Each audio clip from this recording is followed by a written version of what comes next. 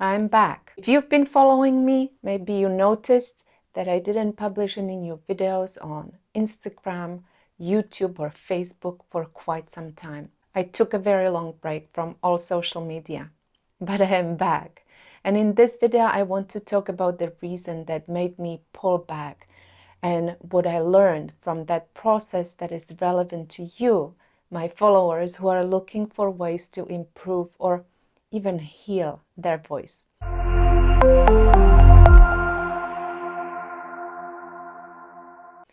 My name is Katarina. I'm the founder of Vocal Freedom System for the Speaking Voice, where I help people reduce tension, strain, or even pain when speaking and get them back to speaking with a strong voice that lasts. My story started about 9 months ago when I began to experience tension and pain in my lower back. And even though my problem area was not here in my voice, I still think that my healing journey is relevant to people with voice problems. It's a different part of our body, but it's still about muscles, movement, tension, and pain. Initially, I didn't do much about the discomfort and pain as I've been dealing with my back issues for most of my life. But when the pain intensified, I started to do more exercises for my lower back in addition to my regular exercise routine. But nothing seemed to help. A couple of months later, I ended up in the emergency room because I could not walk, stand, or even sit without pain. Excruciating pain. When the doctor asked me to rate my pain on a scale from 1 to 10, I said 20. The diagnosis was sciatic pain shooting down my left leg. I was sleeping 2 hours a night, and no position, exercise, or even medication was helping. It took several weeks until I was seen by a specialist who was finally able to help release my severe pain. And that's when my healing started. Tip number 1. Talk to people about your issue, and you will be surprised how many people there are who are dealing with similar issues, whether it's your lower back, your neck, your voice, or something else. Talking to other people may help in 3 different ways. First, you won't feel alone. Second, you will see how much progress other people have made, which can be very motivating. And third, you will find many different ways to help yourself. I was actually quite shocked discovering that many of my friends, neighbors, and friends of friends and family members of people I know have experienced something similar to me. They had a lot of advice. Some was good and some was not so good. But in this way, I was actually able to find the help I really needed. Tip number 2, try many things and find what works for you. Beside medication, which was absolutely needed in the acute phase, I was going to physio twice a week. I was using heating pads and hot baths and stretching and nerve flossing and ultrasound and laser therapy and massage and, of course, exercises. I was very lucky because through friends of friends, I discovered so-called IMS, the Integrative Movement System, and I found an amazing IMS specialist here in Toronto.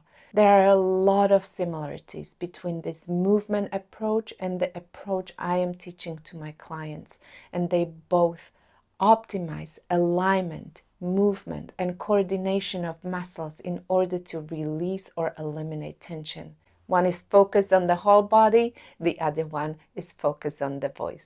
Tip number 3, don't let your negative thoughts and emotions drive you. When I basically lost my life from one day to another, of course I had a lot of negative thoughts and worries. Will I be able to walk again? What if the pain never goes away? Is this the end for me?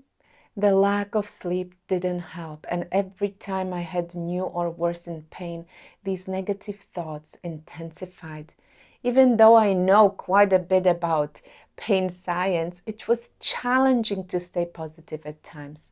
It's normal, but I quickly developed strategies to focus on more positive thoughts, which helped me stay motivated and optimistic about my progress.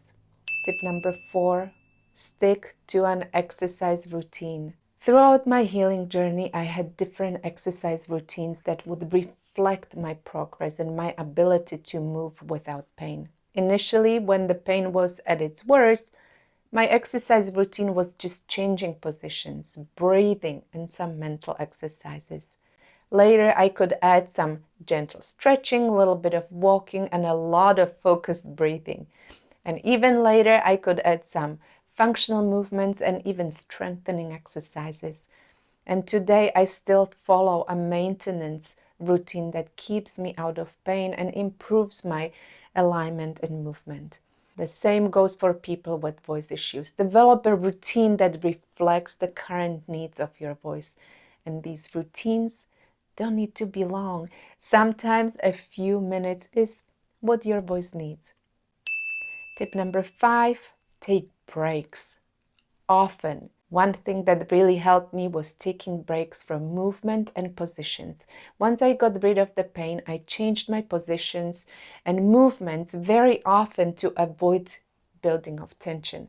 I walked for 10 minutes, sat for 30 minutes, and lie down for 20 minutes. And slowly I increased the time spent walking and decreased the time lying down. But even today, I know that I don't want to sit at the computer for more than an hour at a time. I need to change the position, do some exercises, or even lie down if my body tells me that that is what I need right now. And the same goes for people with voice issues. Take breaks. Maybe initially you may need more frequent breaks from talking, but breaks together with some exercises may be what your voice needs to heal. Well, I hope that these 5 tips will help you better navigate your healing journey. There are answers for you out there. It may take some time to find what works for you, but there is always a solution. Have a wonderful rest of the day and stay tuned for more videos like this. Bye.